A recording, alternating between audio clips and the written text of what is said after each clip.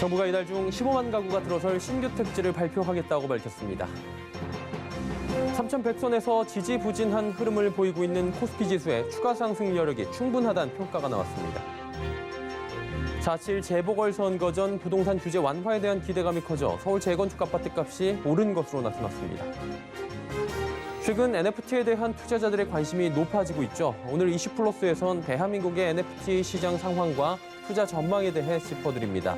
센 경제라이브 시작합니다.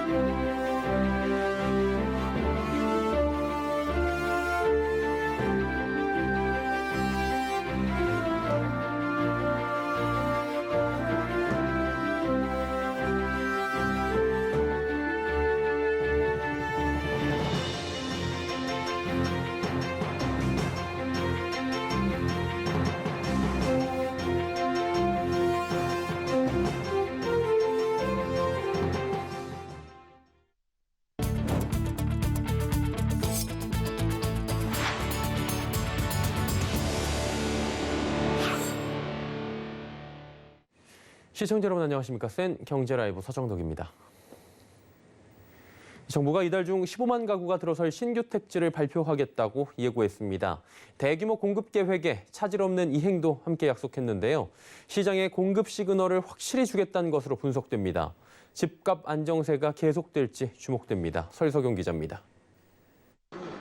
4.7 재보궐선거가 야권의 승리로 끝난 가운데 정부가 기존대로 부동산 정책을 유지하겠다는 입장을 밝혔습니다.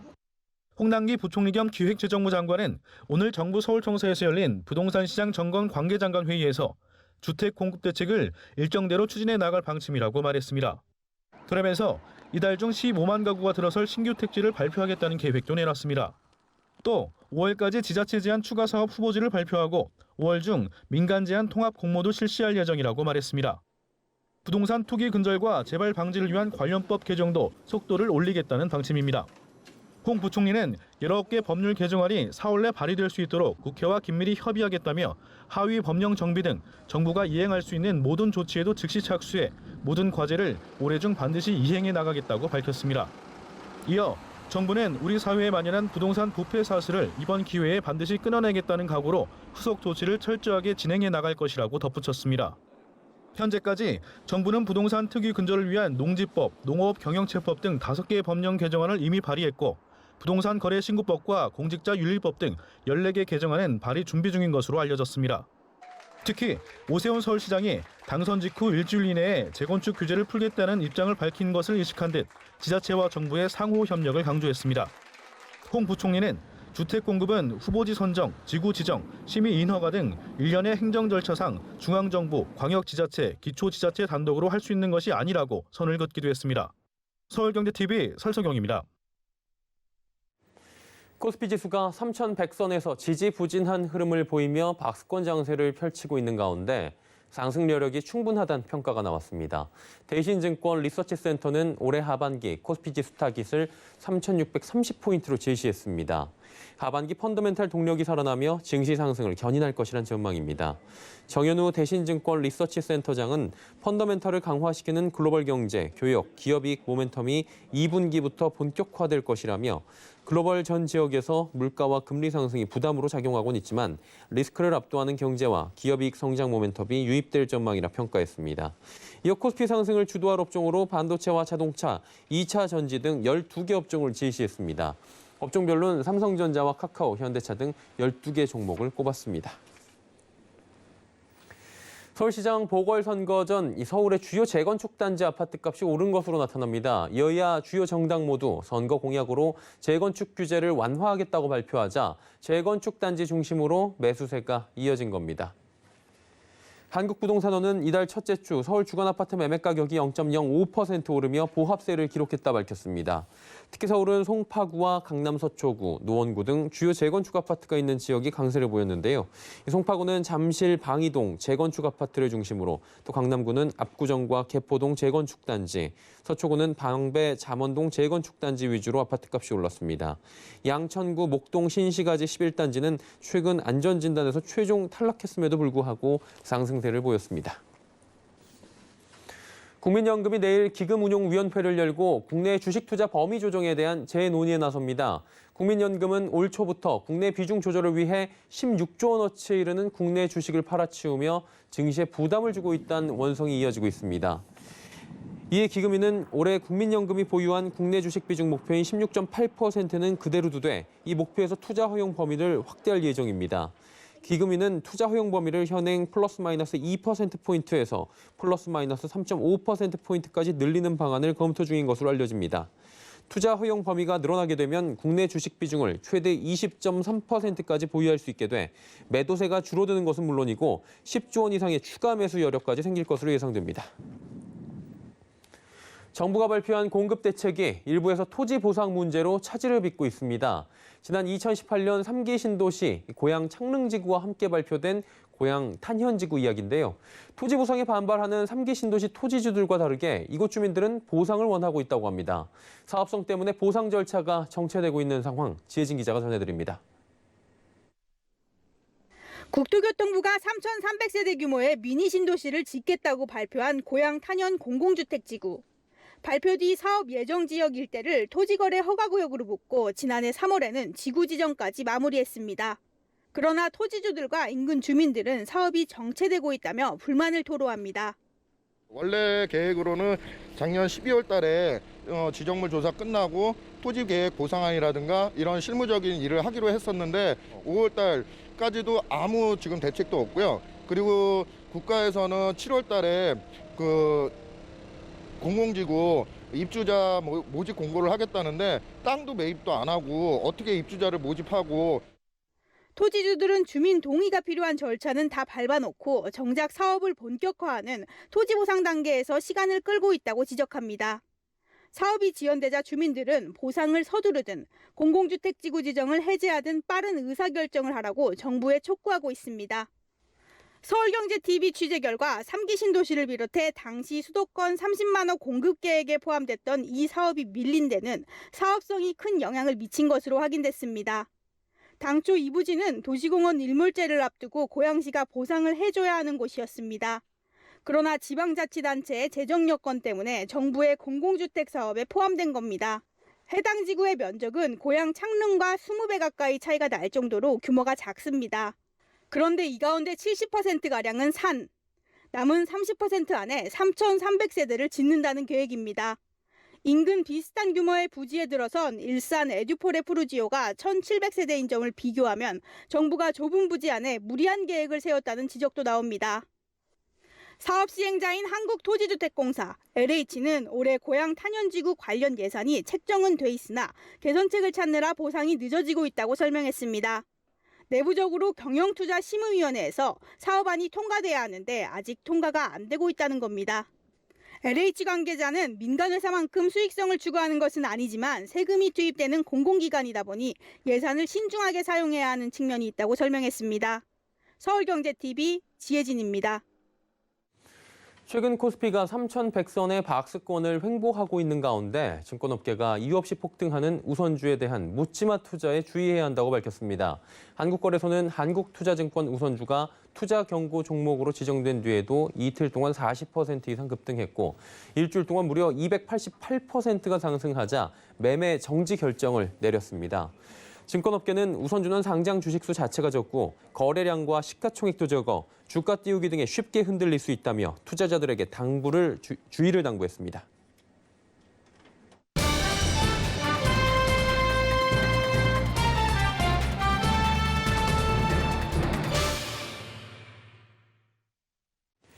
세상에 단 하나씩만 존재할 수 있는 대체 불가능 토큰 NFT. 이 한국에서도 투자 자산으로서의 가능성에 투자자들에게 큰 관심을 받고 있다고 하죠. 아직은 좀 생소한 개념이어서 과연 한국 NFT 시장 전망은 어떤지 궁금해하시는 분들도 굉장히 많습니다. 한국 NFT 시장 상황, 투자 전망을 NFT 전문가들과 함께 짚어보도록 하겠습니다. 블록체인을 기반으로 한 유저 콘텐츠 제작 게임 플랫폼인 더 샌드박스가 한국의 NFT 시장을 선점하고 있다고 하죠. 이요한 총괄 매니저와 함께 시장 상황 짚어보도록 하겠습니다. 나와 계십니까? 예, 안녕하세요. 예, 안녕하십니까. 오늘 귀한 시간 내주셔서 진심으로 감사드리고요. 일단은 더 샌드박스의 NFT 마켓플레이스가 무엇인지 설명을 좀 부탁드릴게요. 예. 먼저 이렇게 초대해 주셔서 감사합니다. 예. NFT 마켓플레이스는 이제 저희 유저들을 위한 어떤 그 아이템 거래 플랫폼으로서 자신이 직접 만든 게임 아이템을 NFT화할 수 있도록 해주고 또 아이템을 거래하고 수집할 수 있도록 합니다. 저희가 최근에 마켓플레이스를 저번 주에 론칭했는데요. 지난 1년간 한국에 약 10명의 아티스트들을 포함해서 그 글로벌하게는 총 약 100명의 크리에이터 아티스트들과 저희 지원 프로그램을 통해서 협업을 해왔는데 그 전문 아티스트들이 지난 1년간 제작한 아이템 중 100개를 선정해서 판매를 하였습니다. 그래서 판매는 모두 저희 기축통화인 샌드 토큰으로 판매가 되었고 그리고 첫 24시간 3억 5천만 원의 가치의 게임 재화가 판매가 되었었습니다. 저희가 크리에이터 중심의 플랫폼을 구축하고 있는 만큼 수수료는 구매자가 지불을 하고 판매 금액의 전액은 게임 아이템을 제작한 아티스트에게 가도록 지금 구축되어 있습니다. 구매하기 위한 결제는 처음 계정을 만들 때에 이제 연동한 본인의 개인 암호화폐 지갑에 보관한 샌드를 통해서 구매하게 되고 또 이제 궁극적으로는 마켓플레이스를 통해서 누구나 게임 아이템 NFT 발행자가 될 수 있도록 하고 있습니다. 그래서 창작의 기여에 따라 직접적인 어떤 혜택과 베네핏들을 받을 수 있습니다. 단순히 게임을 즐기는 수준이 아니라 뭐 지금 유저가 작가가 될 수 있고 작품 판매에서 수익까지 얻을 수 있다니까 굉장히 획기적으로 또 들리기도 합니다. 유저들 반응은 어때요? 먼저 블록체인 게임이 예. 이제 블록체인 같은 경우에는 사실은 뭐 어떻게 말씀드리자면 중요한 부분은 블록체인 게임에서 게임이 더 중요하다고 생각을 하는데요. 아직 뭐 더 샌드박스뿐만 아니라 다른 블록체인 게임들이 아직 개발 단계에 있고 약간 데모 버전들이 출시되어 있습니다. 그런데 이제 그 중에서도 더 샌드박스가 가장 게임다운 블록체인 게임이라는 평가를 저희가 게임 커뮤니티로부터 지금 받고 있습니다. 그래서 블록체인에서 가장 중요한 것은 뭐 NFT, 블록체인 이런 요소보다는 즐거움과 게임성이라는 생각이 먼저인 것 같아요. 그런데 이제 NFT가 기존의 게임 패러다임을 이제 변화할 것이라는 것에는 이제 생각에는 의심이 전혀 없는데 이제 아직 게이머 대중의 반응은 살피기는 어렵지만 게이머들과 소통할 때 보면 본인이 자신의 게임 콘텐츠를 완전히 소유하고 추가로 이를 통해 개인 게임 IP를 만들어갈 수 있다는 점을 매우 기대하고 있습니다. 그래서 마치 유튜브가 이제 영상 콘텐츠를 탈중화한 것처럼 앞으로 블록체인 게임 플랫폼들이 게임 콘텐츠의 탈중앙화를 이룰 수 있을 것이라고 지금 기대하고 있고 또 말씀드린 개인 게임 IP 시대가 점점 다가오고 있는 것 같아요.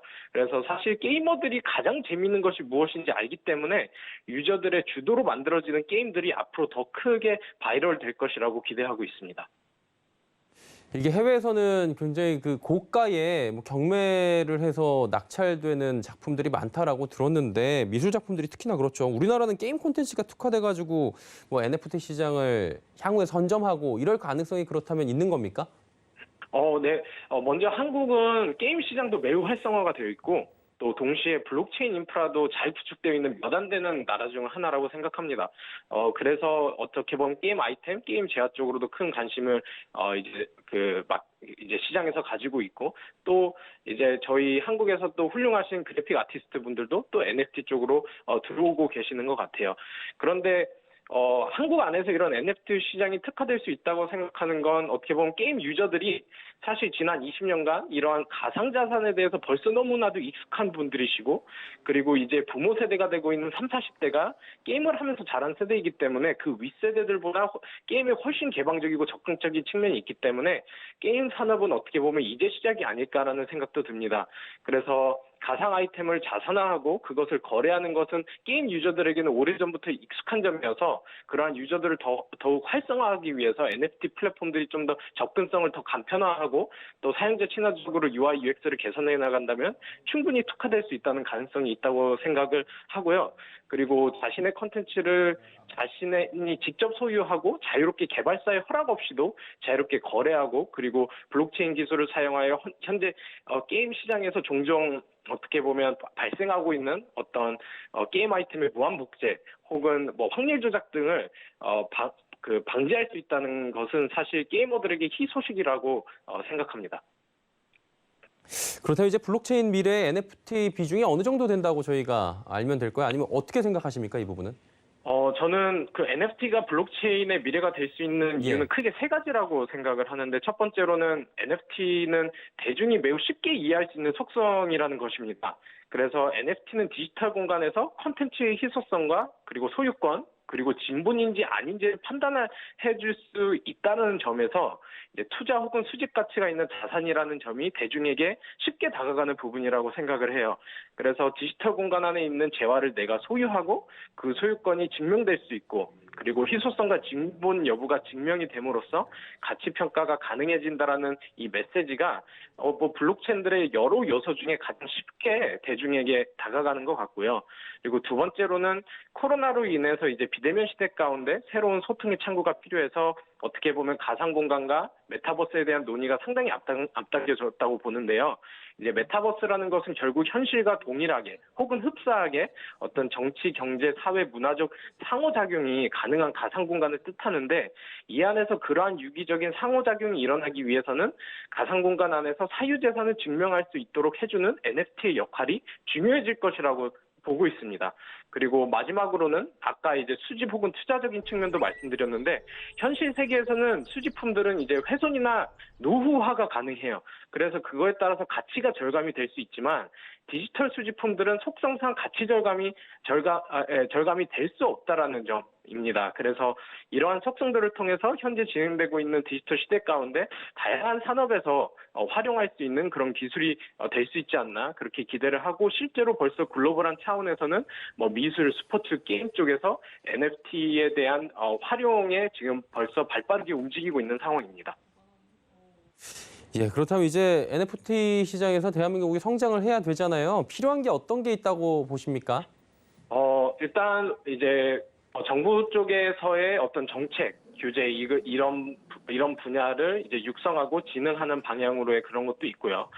그리고 또 블록체인 관련해서는 또 그거에 따른 어떤 게임 등급에 대한 기준들이 필요할 수 있다고 말할 수 있지만 이런 분들은 너무 당연한 부분인데 저는 좀 가장 중요하다고 생각하는 것은 블록체인 및 가상자산에 대한 인식 개선이 저는 더 필요하다고 생각을 합니다. 아직도 많은 분들이 신기술의 도래적인 측면보다는 예전에 다양한 시장 상황 가운데 시장 상황으로 인해서 이에 대해 안 좋은 인식을 가지고 계시는데요. 사실 그러한 주관적인 감정을 넘어서 실제로 글로벌 차원에서 아까 말씀드린 뭐 미술, 스포츠, 엔터테인먼트, 게임 등등 다양한 섹터에서 NFT를 활용하기 위해 어떻게 움직이고 실험하고 있는지를 빨리 인지를 하셨으면 좋겠어요.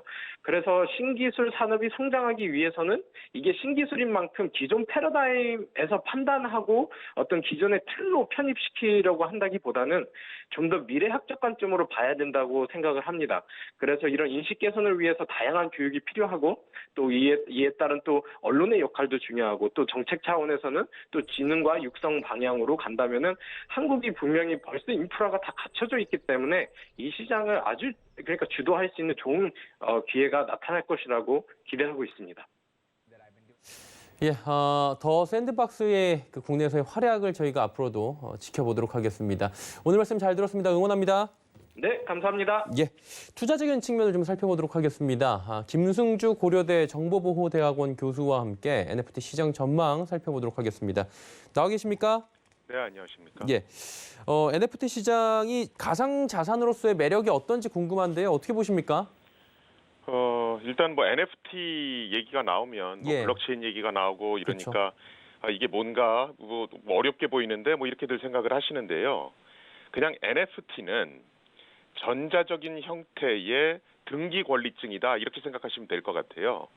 그래서 이 NFT를 이용하면 뭐 이모티콘이라든가 뭐 게임 캐릭터, 뭐 음악 파일, 아니면 디지털 사진 파일, 이런 디지털 파일에 대한 소유권을 입증하는 게 가능합니다. 그리고 또 이 소유권을 사고 파는 게 가능하고요. 그래서 어떤 디지털 저작물에 대한 소유권을 사고 팔 수 있게 한다. 그것이 NFT가 가진 장점이 아닐까, 뭐 그렇게 생각합니다. 교수님께서 정말 깔끔하게 설명을 해주신 것 같아요. 전자등기권리증. 한마디로 집문서다 이렇게 생각을 하면 맞습니다. 될 것 같은데 해외에서는 지금 굉장히 고가에 판매되는 물건들도 있고 활발하다고 하잖아요. 네네. 한국도 이렇게 열풍이 뜨거워질 가능성이 있을 것 같은데 어떻게 보십니까? 물론 있죠. 예. 지금 가상화폐 같은 경우도 네. 국내의 경우에 가격이 치솟고 있죠. 더군다나 김치 프리미엄이라고 해서 암호화폐 가격 자체가 지금 해외보다는 비싸게 형성되고 있는 상황이거든요. 그래서 NFT도 예외는 아닐 것으로 저는 보고 있고요. 그런데 해외에서는 이미 이 NFT의 가격이 너무 올랐다. 그리고 이 NFT의 가격을 올리는 주체가 NFT 종사자들이다. 뭐 이런 논란이 끊임없이 제기되고 있습니다. 그래서 국내에서도 NFT 투자를 생각하시는 분들은 조금 주의할 필요가 있다라고 봅니다. 그 암호화폐 말씀해 주셔서 말인데 이게 암호화폐 가격이 많이 오르다 보니까 거품 논란 있잖아요. 네. NFT 시장도 말씀해 주신 대로 뭐 거품 얘기 나올 수밖에 없는 것 같은데 어떻게 보십니까? 자, 우리가 이제 모나리자 같은 유명한 예. 그림이 있죠, 그렇죠? 이런 모나리자 같은 그림의 등기 권리증은 굉장히 가치가 있을 겁니다. 이건 왜 그러냐면 모나리자 자체는 원본과 100% 똑같은 그런 모조품을 만드는 게 굉장히 어렵거든요. 그러다 보니까 모나리자 그림에 대한 등기 권리증, 즉 소유권은 굉장히 가치가 높은 거죠. 희소성 때문에. 그런데 제가 아까 말씀드렸듯이 NFT는 디지털 파일에 대한 등기 권리증입니다. 자, 그 얘기는 일반 우리가 하는 디지털 데이터, 음악 파일, 뭐 영상 파일 이런 거에 대한 등기 권리증이란 얘기거든요. 그런데 디지털 파일은 그 속성상 복사가 굉장히 쉽습니다. 복사가 쉽다는 얘기는 원본하고 복사본, 모조품이 100% 똑같다는 얘기거든요. 그 얘기는 희소성이 감소한다는 얘기죠. 그래서 NFT가 어떤 디지털 파일의 첨부가 되면 가격이 약간 오르는 건 뭐 타당하다고 보겠으나 지금처럼 천문학적인 액수로 오르는 건 좀 문제가 있다라고 봅니다. 예, 지금 뭐 계속해서 말씀을 드리고 있는 부분이 이게 뭐 맞느냐 틀리느냐보다는 지금 향후 전망이잖아요. 근데 보면은 맞다 틀리다도 얘기가 많이 나오는 것 같아요. 긍정론, 부정론 지금 팽팽하게 맞서는 상황인 게 돈 가치가 떨어지고 많이 풀리다 보니까 돈 갈 데 없어갖고 오르는 거다라는 얘기가 있고요. 어떤 분들은 뭐 오를만하다, 성장할 수 있다라고 하는데 이거 어느 쪽이 더 맞다고 보십니까?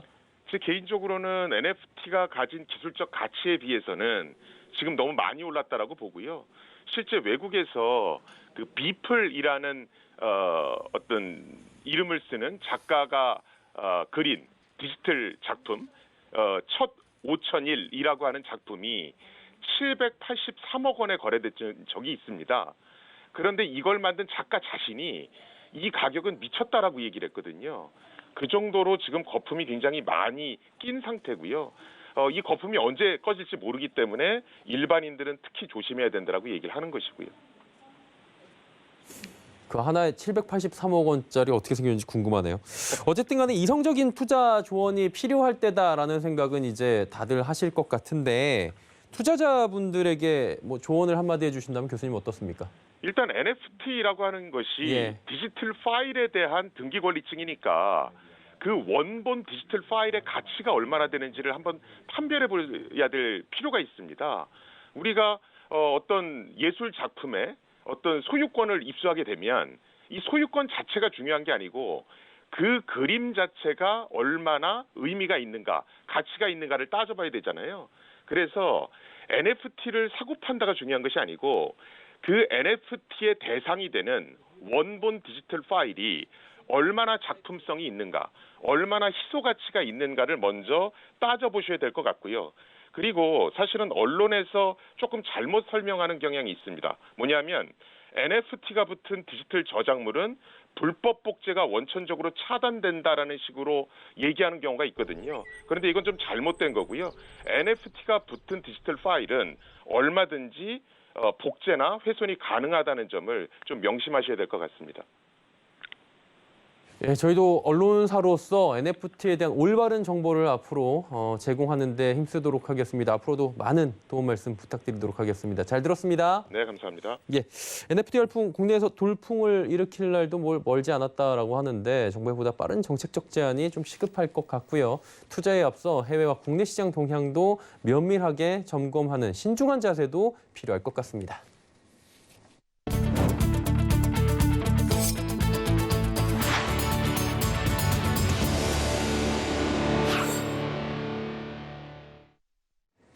기아가 새 엠블럼을 적용한 첫 번째 모델 K8을 선보였습니다. 삼형에서 자동차를 뗀 후 첫 번째 신차로 기아의 새로운 지향점이 담겼다고 하는데요.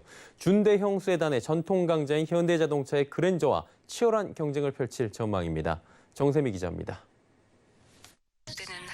기아가 브랜드의 새로운 지향점을 알리는 K8의 본격적인 판매를 시작했습니다. 기아는 오늘 오전 11시부터 유튜브 채널을 통해 온라인 발표회를 중계했습니다. K8은 준대형 세단인 K7의 후속 모델로 차체 크기와 사양 등에서 한 차급 확장됐습니다. 이에 따라 전면부에는 새로운 기아 로고와 범퍼 일체형 라디에이터 그릴이 첫 적용됐습니다.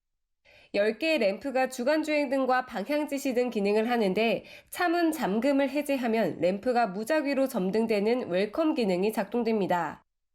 엔진은 2.5 가솔린과 3.5 가솔린, 3.5 LPI 등 3가지 엔진으로 구성되며 1.6 가솔린 터보 하이브리드 모델은 다음 달 중 출시됩니다.